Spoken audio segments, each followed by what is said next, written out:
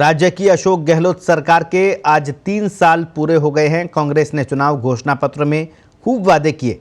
पिछले 3 साल में लोक लुभावनी बजट घोषणाएं भी की गई। सरकार पर आए खतरे से निपटने में सीएम गहलोत ने अपनी जादूगरी भी दिखाई। इस बीच कितना विकास हुआ और कितनी उम्मीदें अधूरी रही, देखिए हमारे वरिष्ठ सहयोगी शैलेंद्र अग्रवाल और समीर शर्मा की इस खास रिपोर्ट में।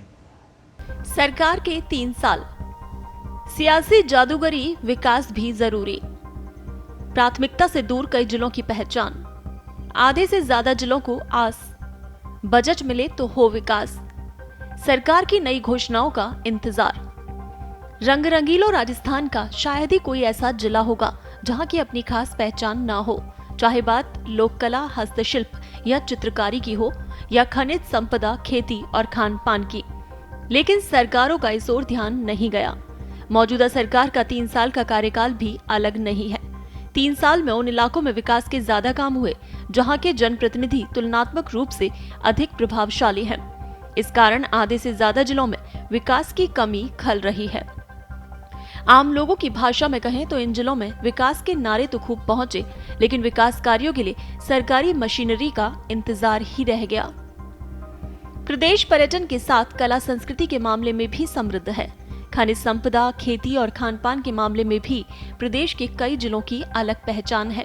इसके बावजूद प्रदेश के विकास में पिछड़ने की प्रमुख वजह यह है कि जिलों के विकास के लिए स्थानीय अधिकारी से लेकर राजनेता तक वहां की खासियत को आगे बढ़ाने के लिए उसे मुद्दा ही नहीं बना पाते हैं। राजनेता तो स्कूल, कॉलेज, अस्पताल और सड़कों के निर्माण की मांग तक ही अटके रहते हैं।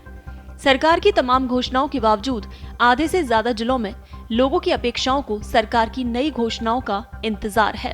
अजमेर के पुष्कर में 1000 हेक्टेयर में गुलाब की खेती होती है, लेकिन प्रोसेसिंग यूनिट नहीं है।